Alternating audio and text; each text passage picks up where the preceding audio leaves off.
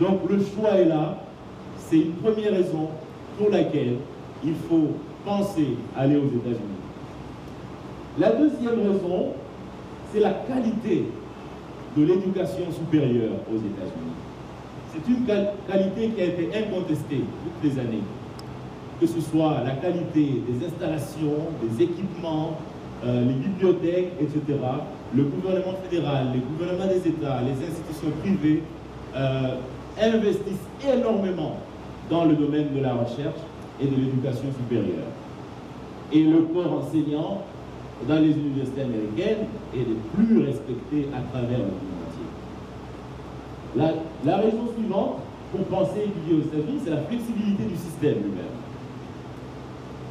Le système américain est un système centré sur les besoins de l'étudiant et non pas sur ceux de l'institution. L'étudiant aux États-Unis est le roi et l'institution s'arrange pour que le programme que l'étudiant conçoit avec son conseiller corresponde à son profil. Donc c'est un système vraiment flexible qui correspondra toujours à ce que vous voulez et non pas ce que l'institution veut.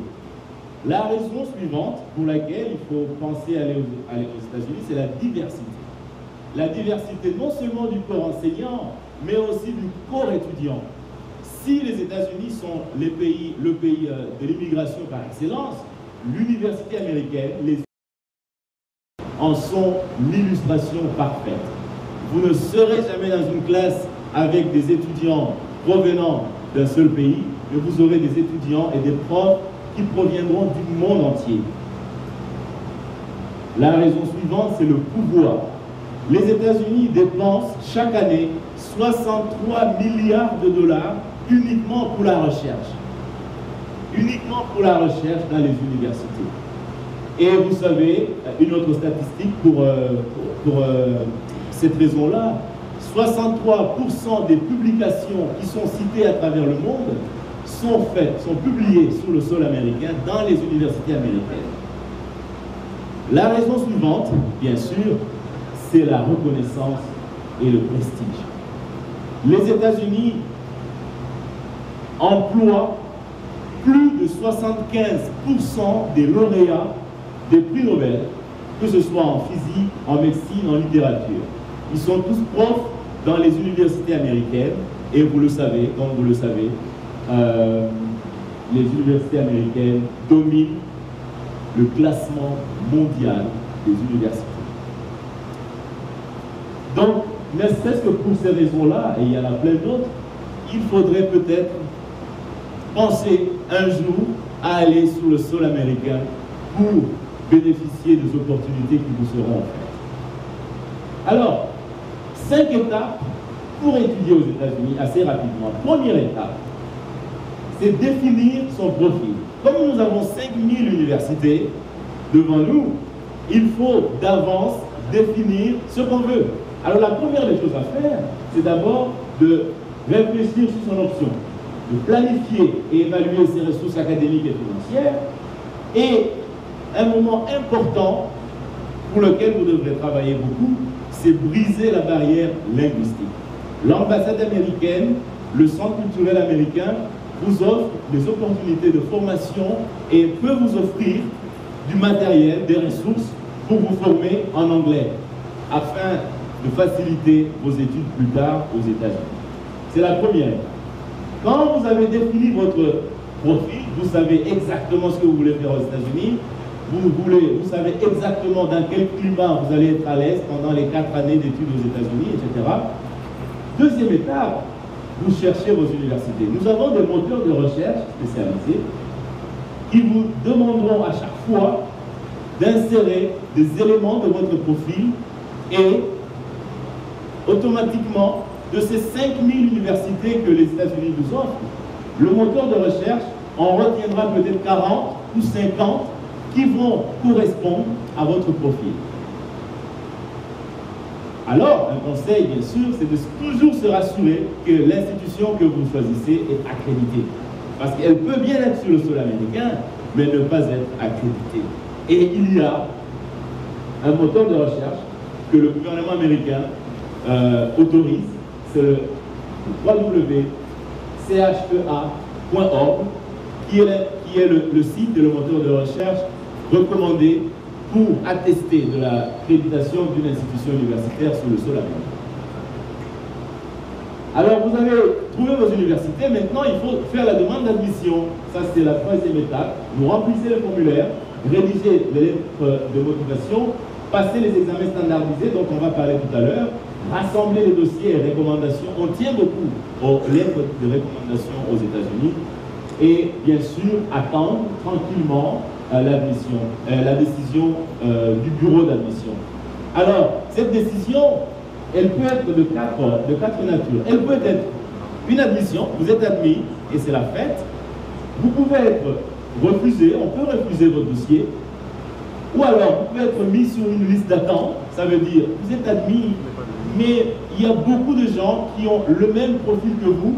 Alors on espère que tel monsieur, par exemple Ibrahima Sissé, qui est à Dakar, on espère peut-être qu'il ne va pas venir. Alors au cas où il ne viendrait pas, on vous téléphonerait pour vous dire votre place est libre.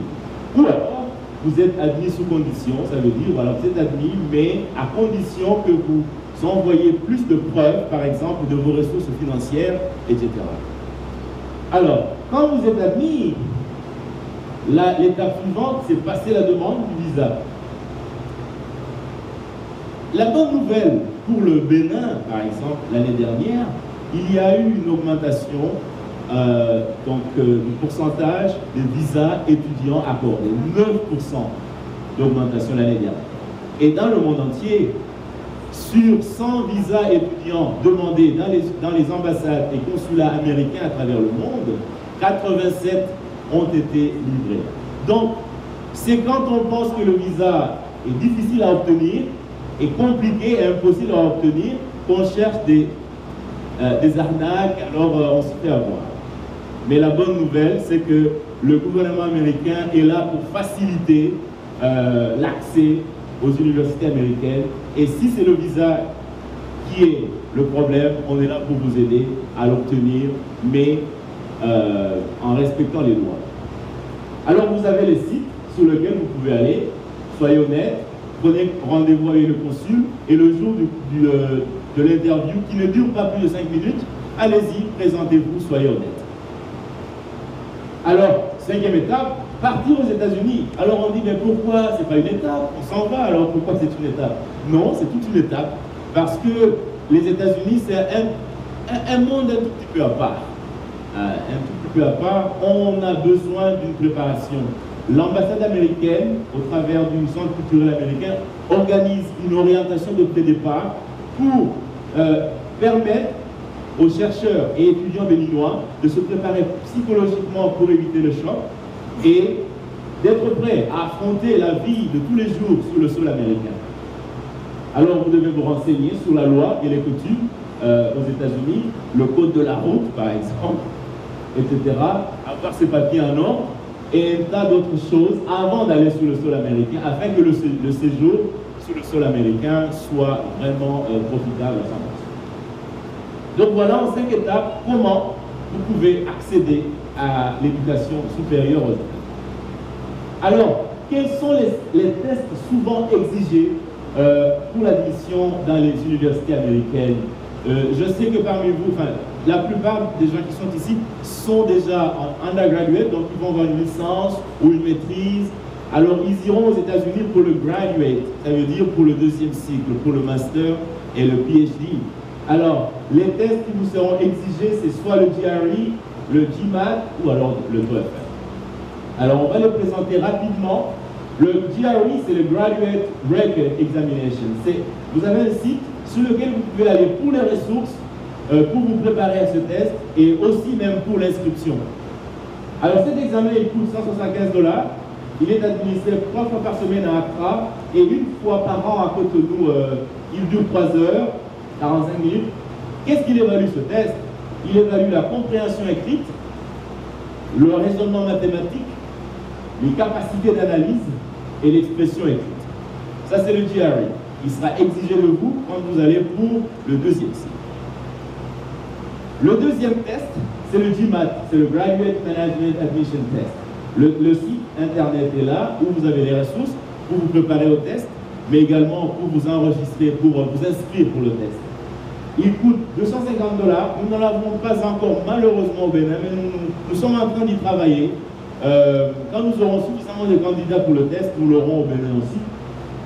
Il évalue le raisonnement mathématique et graphique, le raisonnement, plutôt la compréhension écrite, le raisonnement intégré, ça veut dire l'interprétation des données qui sont présentées sous plusieurs formats, et également l'expression écrite qu'on appelle les AWA, les Analytical Writing Assessment, en 30 minutes.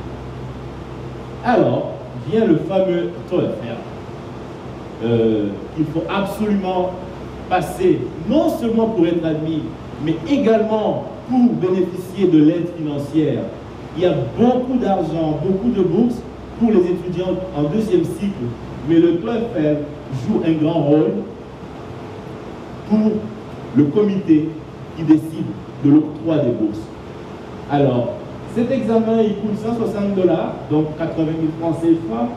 Nous l'administrons au Centre culturel américain 2 fois par mois, mais il est aussi administré vers Maro Militaire, ici à Cotonou, par Ameritech.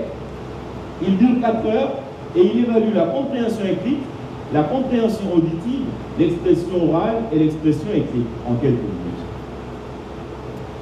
Donc voilà autant de tests qui vous seront souvent exigés.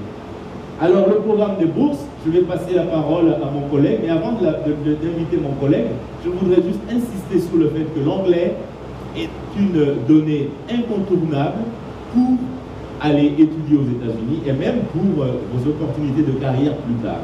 Nous avons du matériel et pour les professeurs et pour les apprenants au Centre culturel américain que nous pouvons vous offrir gratuitement. Nous avons une bibliothèque en ligne, le fameux e-library. Vous pouvez venir au Centre culturel américain. C'est des millions de ressources qui sont mises à votre disposition par le gouvernement fédéral des États-Unis pour les étudiants et les chercheurs.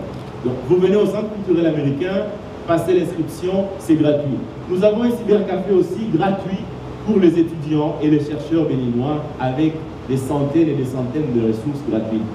Pour le moment, nous faisons la promotion d'un jeu vidéo pour apprendre l'anglais qui s'appelle Trace Effect. Nous l'offrons gratuitement aussi au Centre culturel américain. Vous pouvez venir et apprendre l'anglais en jouant. C'est pas amusant ça? Voilà, merci beaucoup pour votre attention. Je sais que c'est très rapide, c'est très rabâché, mais vous avez besoin de plus de renseignements. Venez au Centre culturel américain, venez demander d'après moi ou après mon collègue Laurent Accro qui va passer tout à l'heure. Et tous les mercredis à 14 h, nous avons une session d'orientation pour les étudiants. Et le jeudi, nous avons des sessions individuelles pour ceux qui ont des questions personnelles. Merci beaucoup et bonne journée. C'est moi.